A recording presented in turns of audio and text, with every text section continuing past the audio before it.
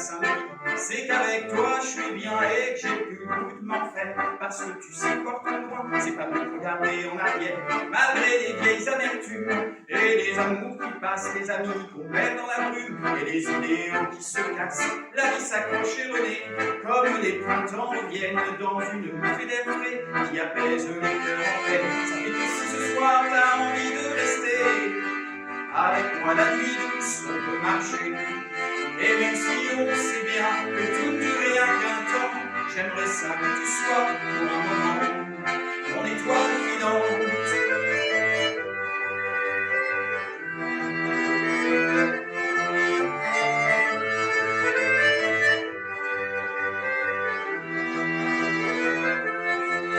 Mais au bout du chemin, dis-moi ce qui va rester. Mais au bout du chemin, dis-moi ce qui va rester. Des étoiles filantes.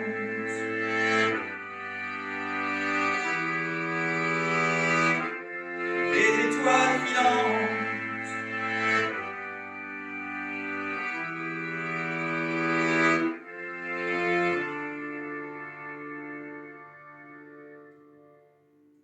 Clotaire a pointé son nez à la barrière du jardin de la maison de retraite.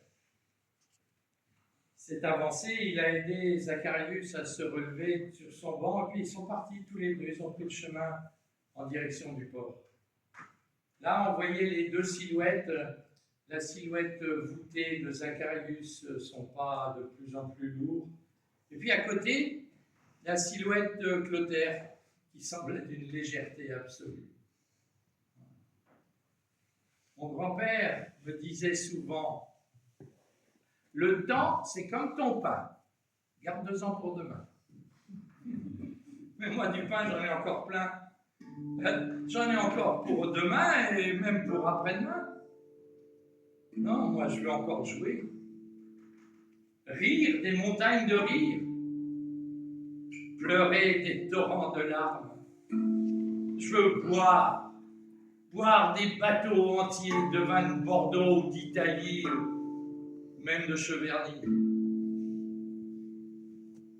Moi, je veux encore rire, courir, sauter, manger, nager, voler. J'ai pas fini. J'ai pas fini.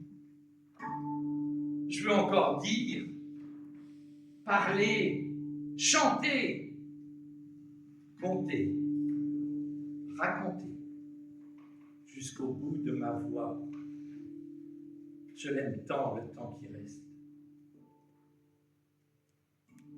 Souvent, quand on parle du temps qui reste, les gens pensent à la même chose. Les personnes âgées, les gens qui sont malades, mais les jeunes. Qu'est-ce qu'ils en font, eux, du temps qu'il leur reste, les jeunes? Souvent, ils en font très bon usage. Ils l'oublient. Et ils ont bien raison. Ils l'oublient, et parfois les réalités du moment ne te laissent pas le loisir d'envisager ton avenir. Clotaire a tendu le bras. Il a dit à Zacharius, tu vois ces ruines là-bas, les ruines d'un village là. Et bien ce jour-là, il y a 2 enfants qui sont partis à l'école du village. 2 enfants, 2 frères. Ils sont partis de la ferme familiale, 7 ans et 13 ans. Et là, ils avaient 1 kilomètre à faire pour aller jusqu'au village, jusqu'à l'école. Mais 1 kilomètre, c'était pas une corvée, non. Et c'était le printemps. Là, il y avait les oiseaux qui venaient leur déposer dans les oreilles des frissons sonores. Il y avait les arbres qui affichaient leur bonne santé. Il y avait la course entre les 2 frères. Et puis, un peu plus loin, la rencontre avec les enfants des voisins.